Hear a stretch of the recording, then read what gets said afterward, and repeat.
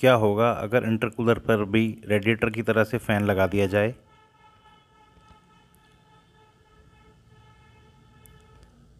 इस वीडियो को आखिर तक देखें, स्किप ना करें और लाइक शेयर सब्सक्राइब ज़रूर करें और बेल आइकन को दबा दें। हेलो फ्रेंड्स, आज मैं बहुत ही इंटरेस्टिंग टॉपिक पे बात करने वाला हूँ। फ्रेंड्स, बात भी करूँगा और आपसे कुछ सुझाव भी लेना है। उसी टॉपिक को आगे बढ़ाते हैं। देखिए फ्रेंड्स, डीजल गाड़ी में स्विफ्ट हो गई और आपकी दूसरी और गाड़ियां हैं, या एक्सेंट हो गई या ग्रैंड आई-10 हो गई। डीजल में बहुत सारी गाड़ियां आ रही हैं, डीजल में बहुत अच्छी अच्छी टेक्नोलॉजी की आ रही हैं, बहुत अच्छी गाड़ियां हैं। लेकिन फ्रेंड्स, मेरे दिमाग में एक बात आई है, वो मैं आप लोगों के साथ शेयर करना चाहता हूँ। आप लोग कमेंट करके बताइएगा क्या वो सही है या गलत है। फ्रेंड्स, मेरे दिमाग में ये बात आई है। देखिए, जनरली है क्या, जो गाड़ियों में सिस्टम आ रहा है, टर्बो, इंटरकूलर और ईजीआर सिस्टम, ये रहता है हमारा नॉर्मली, और आजकल ट्रैक्टरों में भी इंट्रोड्यूस हो गया है ये। तो कहानी क्या बनती है हमारी, टर्बो का काम क्या है? टर्बो का काम ये है कि जब आपकी इंजन में जो गैसेज होती हैं वो बर्न होने के बाद में जब वो बाहर निकल के आती हैं, तो जो बिल्कुल बर्नड गैसेस होती हैं जिनका वेट कम होता है, टर्बो उनको साइलेंसर के थ्रू बाहर निकाल देता है, एग्जॉस्ट के थ्रू। और जो जिसमें जो थोड़ा सा मास होता है, वेट, हैवी वेट होता है। हैवी वेट क्यों होता है? जिसमें कि हाइड्रोकार्बन्स प्रेजेंट होते हैं और गैसेस जो प्रेजेंट होती हैं, जो कि बर्निंग में, फ्यूल बर्निंग में आपकी मदद करती हैं। तो वो वाली जो गैसेस होती हैं वो आपका टर्बो के कंप्रेसर के थ्रू आपकी इनटेक के लिए निकल के आती हैं। लेकिन उसका टेम्परेचर भी काफ़ी ज़्यादा होता है, क्योंकि वो एग्जॉस्ट में से निकल के आती हैं।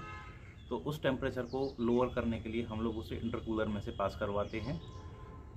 इंटरकूलर एक ऐसी डिवाइस है जिसमें से आपकी, जैसे आप एक तरह से रेडिएटर समझ लीजिए। रेडिएटर आपका कूलेंट को ठंडा करता है, और ये जो इंटरकूलर होता है ये आपका इनटेक एयर को ठंडा करता है। फिनोमेना सेम है, काम करने का प्रिंसिपल सेम है। लेकिन रेडिएटर पे आपका रेडिएटर फैन लगा होता है, उस पर रेडिएटर फैन नहीं होता है। तो अब आगे की बात करते हैं। आगे होता क्या है कि जब इंटरकूलर में एयर आ जाती है, वो कूल हो जाती है, कूल होने के बाद में कंडेंस होनी शुरू हो जाती है, तो वो ईजीआर पे जाती है। ईजीआर में क्या रहता है, जब आपका, देखिए ईजीआर दो तरीके के हैं आजकल, एक तो इलेक्ट्रॉनिक है, एक प्रेशर बेस्ड है। तो जो इलेक्ट्रॉनिक ईजीआर हैं वो तो ईसीयू के थ्रू सेंस करते हैं आपके आरपीएम को। मान लीजिए जब आपने गाड़ी को एक्सीलरेट किया, आपने जब एक्सीलेटर दबाया, काफ़ी ज़्यादा दबाया, आप किसी व्हीकल को ओवरटेक कर रहे हो, तो एकदम से जो बूस्ट आता है वो ईजीआर की वजह से आता है। क्या है कि ईजीआर एक ऐसे फंक्शन करता है, वो एक्स्ट्रा एयर को इनटेक कर देता है अंदर में। ठीक है, उसका पूरा ही नाम एग्जॉस्ट गैस रिसर्कुलेशन सिस्टम है। ठीक है, एग्जॉस्ट गैस को रिसर्कुलेट कैसे कर रहा है? इंटरकूलर में से ठंडी होकर हवा आ रही, जो एग्जॉस्ट में से आ रही थी टर्बो पे होके हुए, उसके बाद में वो गैस जो है वो कंटिन्यू लगातार चलती रहती है ईजीआर के बाईपास वाल्व से, इनटेक में आती रहती है। इनटेक में जब आती रहेगी तो इंजन हमारा स्टार्ट रहेगा, चलता रहेगा, और जब हम एक्सीलरेट करेंगे तब वो वाल्व खुलेगा। वाल्व खुलने के बाद में, और 2,500 से 3,000 आरपीएम के आसपास वो खुलता है। तो जब वो वाल्व खुलेगा तो जो एक्स्ट्रा एयर होगी वो प्रेशर से अंदर जाएगी, जिसकी वजह से गाड़ी एकदम बूस्ट होती है। तो वो ही एग्जॉस्ट गैस रिसर्कुलेशन सिस्टम है पूरा हमारा, जिसकी वजह से एवरेज या माइलेज और पिकअप दोनों बढ़ के चलते हैं, और हमारा पोल्यूशन भी गाड़ी का से कम होता है। ठीक है, अब मेरे दिमाग में क्या बात थी, जो इंटरकूलर पे हम फ़ैन नहीं लगा रखा है। अब देखिए, मैं अब जो फ़ैन नहीं लगा रखा है, मैं उसी के बारे में थोड़ा सा और समझाना चाहूँगा आपको।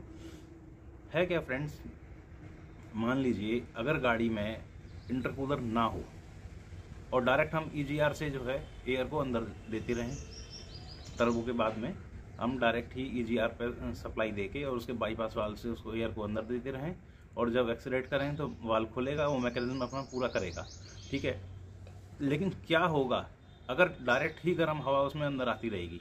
तो देखिए होगा क्या कि जब इंजन हमारा एक ऑपरेटिंग टेम्परेचर पर काम कर रहा होगा, और जिस टेम्परेचर पे मैन्युफैक्चरर ने इंजन को काम करने के लिए बनाया है, अगर उससे ज़्यादा टेम्परेचर हो जाएगा तो इंजन में हीट बढ़ने लगेगी, तो और इंजन दबने लगेगा, और इंजन में परेशानियां आने लगेंगी, जैसे कि आपका हेड में प्रॉब्लम होना शुरू हो जाएगा, वाल उसके जल्दी डाउन हो जाएंगे, वॉर्न आउट हो जाएंगे, आपका इंजन ओवरहीट करेगा।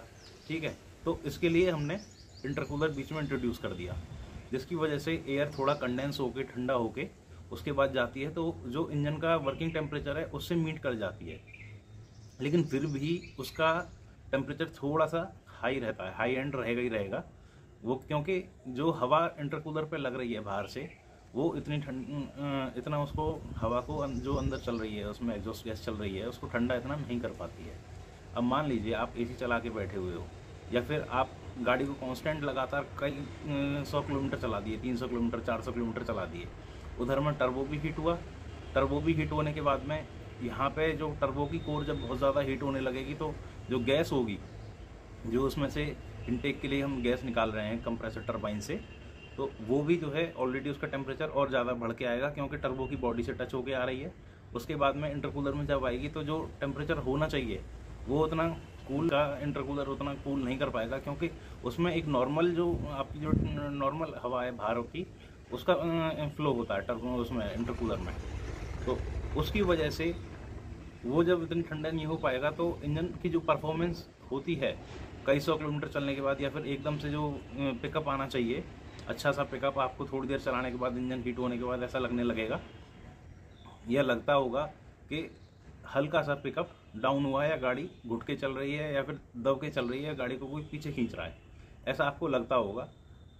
हालांकि होता नहीं है, लेकिन अभी भी इस चीज़ को ख़त्म करने के लिए बहुत सारी चीज़ें इंट्रोड्यूस की गई हैं। ईजीआर पे ईजीआर कूलर भी लगाया गया है कि एयर को और ज़्यादा ठंडा किया जाए, लेकिन है क्या चीज़ फ्रेंड्स, वो इनटेक मैनिफोल्ड के पास ही जाके लग जाता है, तो आप वहाँ पे ईजीआर कूलर भी लगा दोगे। हालांकि ईजीआर की बॉडी में से कूलेंट फ्लो करता रहता है, वो भी अपना काम काफ़ी करता है।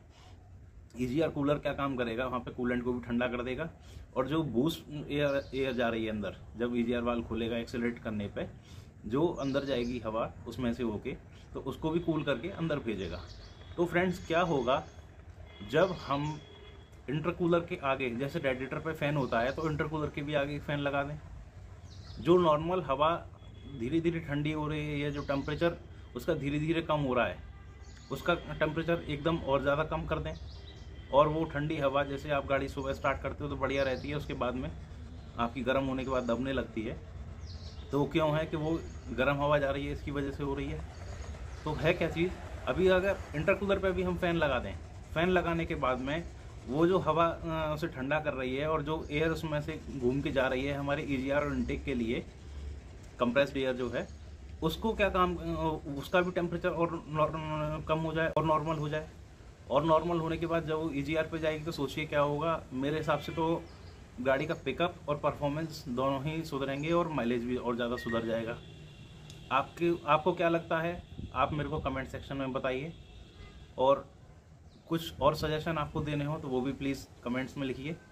आज का वीडियो यही था, मैं आपको ये थोड़ा सा समझाना चाह रहा था, और ये सब मेरे को केवल फ़ैन लगाने के लिए, आपसे पूछने के लिए, इसीलिए आपको ये पूरा सिस्टम थोड़ा बहुत बताना पड़ा।